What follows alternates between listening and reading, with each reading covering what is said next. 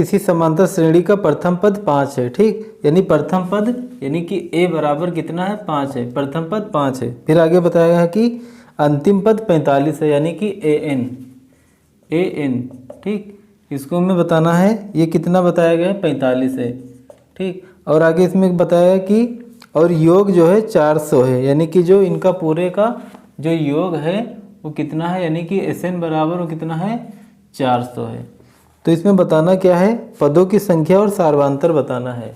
पदों की संख्या यानी कि n बराबर क्वेश्चन मार्क और सार्वधांतर यानी d बराबर क्वेश्चन मार्क, ये बताना है हमें।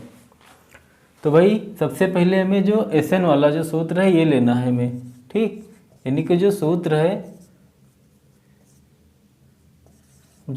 है कौन सा, Sn बराबर n/2 ब्रैकेट के अंदर a प्लस an, n का मतलब al भी होता है, ठीक, n का मतलब l भी होता है। और यहाँ पे जो Sn का मान है कितना है 400 लिख देना है हमें, ठीक। अब यहाँ पे n का मान हमें पता नहीं है तो यहाँ पे हमें n ही लिख देना है, ठीक। और यहाँ पे जो 2 है कर रहा है गुणा, सॉरी भाग कर रहा है इधर, ठीक, तो जाएगा इधर तो क्या करेगा गुणा कर लेगा, ठीक। तो यहाँ पे जो n है n लिखना है और इनके जो मान है रख देना है। a का मान कितना है 5 और प्लस an का मान कितना 45, ठीक, और बराबर यहाँ पे 400 जो इधर भाग कर रहा था तो इधर जाएगा गुणा कर लेगा, ठीक।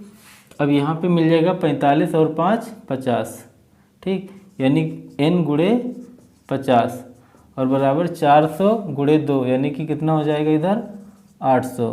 अब यहाँ पे 0 से 0 कट जाएगा और 16 पंचे 80 यानी कि कितना आएगा 16 आ जाएगा, ठीक, यानी कि n बराबर 16, ठीक, एक तो मिल गया 16। अब बताना है d, क्या बताना है d।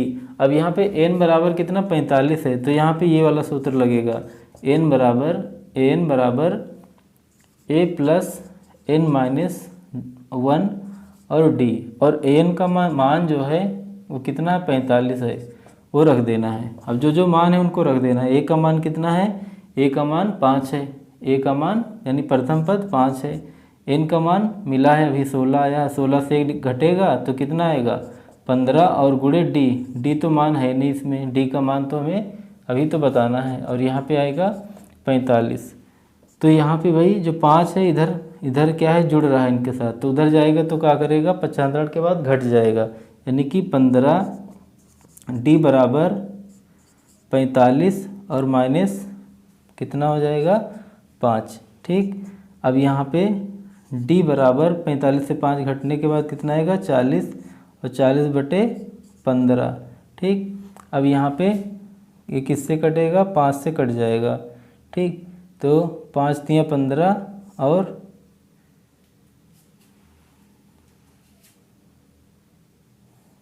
5 अठे 40, 8 आ जाएगा, ठीक, यानी कि d का मान कितना आएगा 8/3, ठीक। ये हुआ सार्वधांतर, यानी कि d का मान कितना है 8/3 और n का मान कितना आया 16 आया, ठीक, यानी कि 5 तियाँ 15 और 5 अठे 40, 8/3 d का मान आया।